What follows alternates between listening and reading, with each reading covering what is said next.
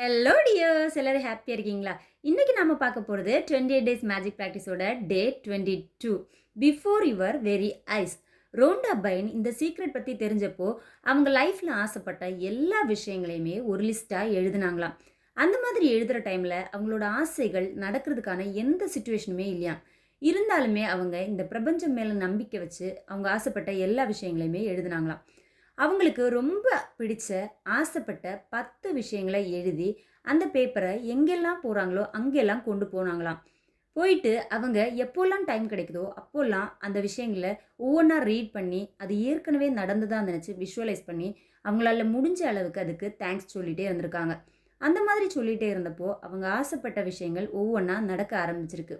ஒவ்வொரு விஷயங்களும் நடந்து முடிஞ்சதும் அந்த விஷயங்களை அவங்க அந்த லிஸ்ட்லேருந்து நீக்கிட்டு புதுசாக ஒரு விஷயத்த எழுதுவாங்களாம். அவங்க இந்த ப்ராக்டிஸை ஃபஸ்ட்டாக பண்ணும்போது ஃபஸ்ட்டு லிஸ்ட்டில் இருந்த லாஸ்ட் விஷயம் நடந்து முடிகிறதுக்கு 4 வருஷம் ஆயிருக்கு அப்படின்னு சொல்கிறாங்க. ஏன்னா அவங்க அந்த லிஸ்ட்டை எழுதும்போது அவங்களோட கம்பெனி $20,00,000 கடனில் இருந்திருக்கு. அந்த கடனை 2 மாதத்தில் முடிக்க வேண்டிய சுச்சுவேஷன்லையும் இருந்திருக்காங்க. அப்படி அந்த கடனை அவங்களால கட்ட முடியல அப்படின்னா அவங்களோட கம்பெனியும் இழுத்து மூட வேண்டிய சுச்சுவேஷன் வந்திருக்கும். அவங்களோட வீடும் அவங்களோட எல்லா உடைமைகளும் அவங்கள விட்டு போக வேண்டிய நிலைமையில இருந்திருக்கு. அந்த டைமில் தான் அவங்க அவங்களோட விஷ் லிஸ்ட்டை எழுதியிருக்காங்க.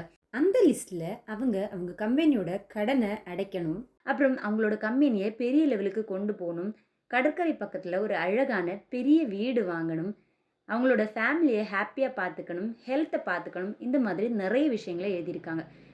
அதுலேயுமே ரொம்ப முக்கியமாக ஃபஸ்ட்டு விஷயம் அவங்க எழுதினது கோடிக்கணக்கான மக்களுக்கு அவங்களோட வேலையால் சந்தோஷத்தை கொடுக்கணும் அப்படின்னு எழுதியிருக்காங்க.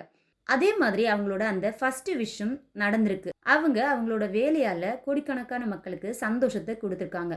அது மூலமாக அவங்களோட மற்ற எல்லா விருப்பங்களுமே நடந்திருக்கு அப்படின்னு சொல்கிறாங்க. நம்மளோட கனவுகள் எவ்வளவு பெருசாக இருந்தாலுமே நன்றி உணர்வு மூலமாக அதை நம்மளால் அச்சீவ் பண்ண முடியும் அப்படின்னு ரோண்டா பைன் சொல்கிறாங்க. இன்னோட ப்ராக்டிஸ்க்காக நீங்கள் டே ஸ்டார்ட் ஆனதுமே உங்களுக்கு ரொம்ப பிடிச்ச ஆசைப்பட்ட 10 விஷயங்களை லிஸ்ட்டாக எழுதி அந்த விஷயங்கள் ஏற்கனவே நடந்ததாக நினச்சி விஷுவலைஸ் பண்ணி அதுக்காக தேங்க்யூ தேங்க்யூ தேங்க்யூ அப்படின்னு சொல்லுங்கள்.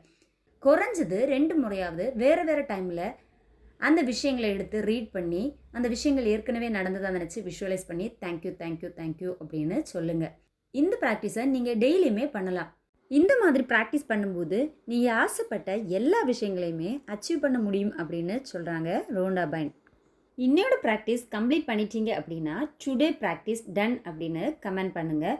இது வரைக்கும் என்னோடய வீடியோ பார்த்த உங்களுக்கு thank you so much. Have a great day.